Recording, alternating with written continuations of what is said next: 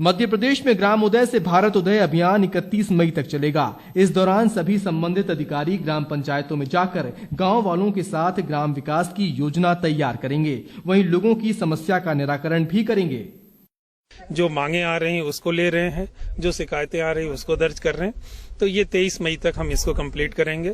23 मई के बाद 23 से 31 तक फिर माप अप राउंड रहेगा, जिसमें हम इन्हीं ग्राम सभाओं में आएंगे और ये जो मांगे शिकायतें ये चीजें आ रही हैं, हितग्राही मूलक योजनाओं में जो आवेदन आएंगे उनको हमने क्या लाभ दिया और उनकी मांगे मंजूर की गई तो उसकी जानकारी देंगे, नामंजूर की गई तो किन कारणों से नामंजूर की गई उसकी भी जानकारी देंगे।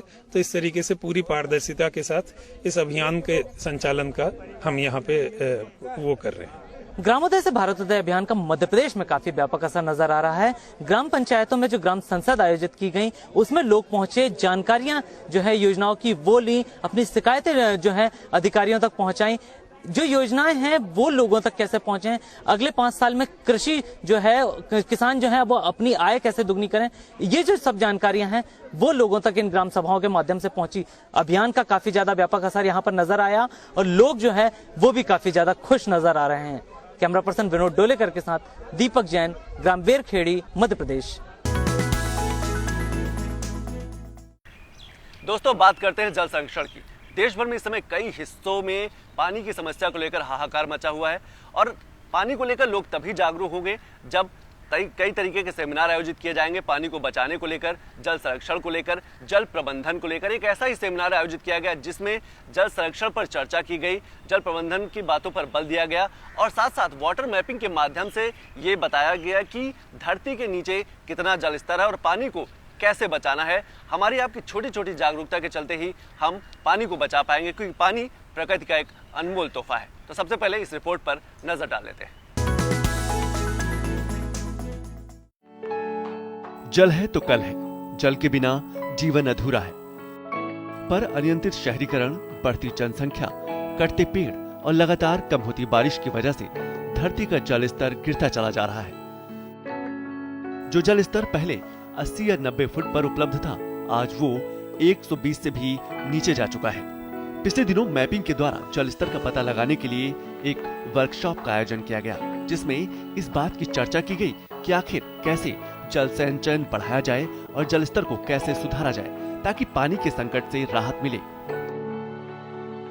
This training program is designed to upgrade knowledge and skill of the participant to equip them professionally and keep them aligned with the emerging new technologies and innovations on hydrogeomorphological mapping, while intending to augment knowledge and skill on the convergence with other related programs launched at the center and the state levels. This training program is also designed to enhance the capacity of the Communication and Capacity Development Unit, CCDU, State Water and Sanitation Mission, Panchayati Raj institutions, Public Health Engineering Department, NGOs, Community Waste Organization, Master Trainers।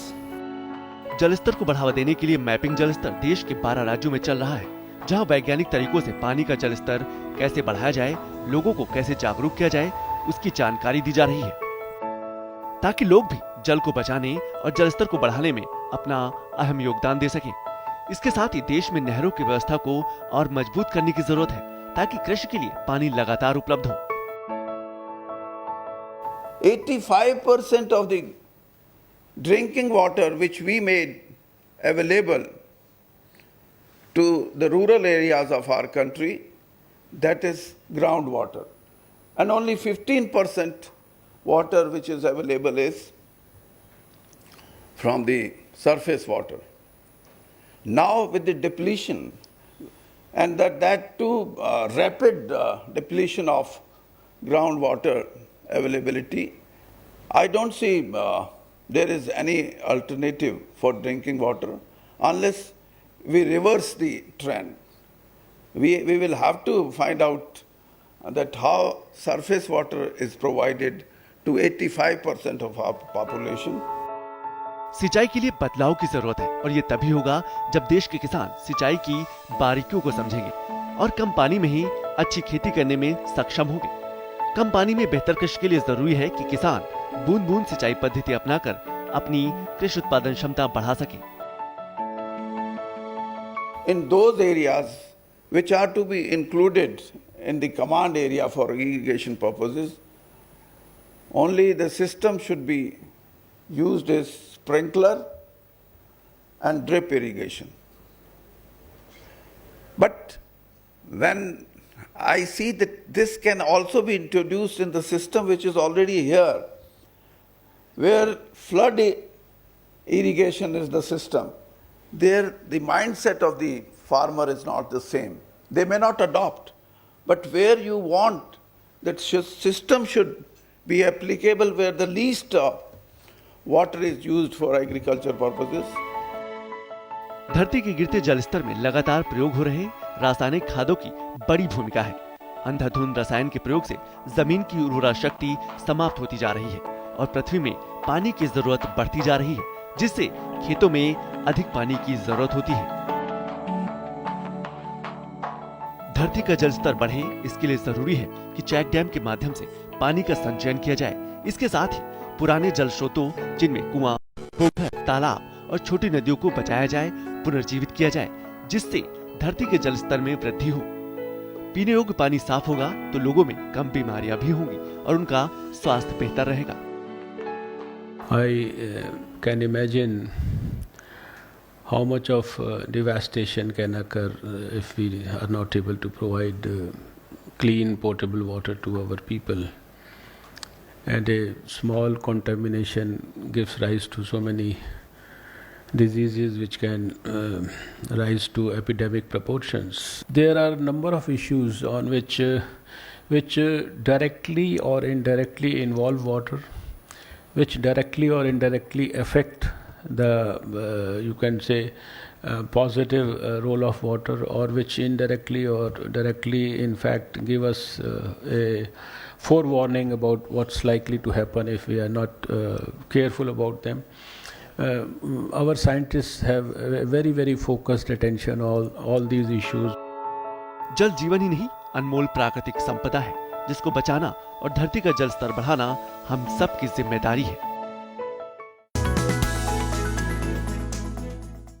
तो आज हम बात कर रहे हैं ग्रामोदय से भारतोदय अभियान की। इस अभियान में सबसे महत्वपूर्ण भूमिका होगी ग्रामीणों की। तो चलते हैं उत्तर प्रदेश के कन्नौज जिले में, जहां पर एक महिला ने अपने संघर्ष और हौसले के चलते सिर्फ अपना ही नहीं पूरे गांव की तस्वीर बदल दी। कन्नौज जिले का जो उदयतापुर गांव है, वहां की रहने वाली सुनीता चौहान, उनकी पति की मृत्यु के बाद वो आर्थिक और मानसिक रूप से टूट चुकी थी। परिवार की भरण पोषण की समस्या थी, लेकिन उन्होंने अपने हौसले और संघर्ष के चलते एक छोटे से समूह की शुरुआत की और वही छोटा समूह आज 25 समूहों में बट गया है। 500 से ज्यादा महिलाएं उनके उस समूह से जुड़ चुकी हैं और वो छोटे छोटे काम करती है, छोटे छोटे रोजगार के माध्यम से जुड़ी है और अपने आप को आत्मनिर्भर बना चुकी है। तो देखते हैं।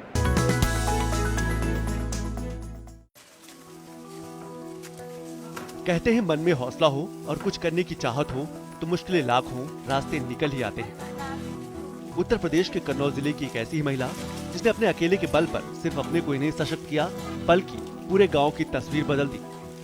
उदयतापुर गांव की सुनीता चौहान आज पूरे क्षेत्र के लिए आदर्श है। पति की मौत के बाद सुनीता के सामने परिवार के भरण पोषण की समस्या खड़ी हुई। सुनीता मानसिक रूप से ही नहीं, आर्थिक रूप से भी टूट चुकी थी।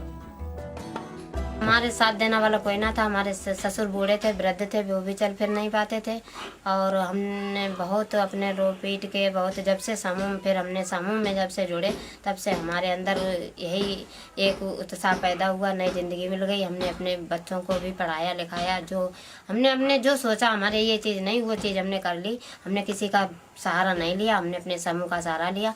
हम आज भी अपने समूह से सहयोग सफलता के रूप में, हमको कोई बात की कमी नहीं है।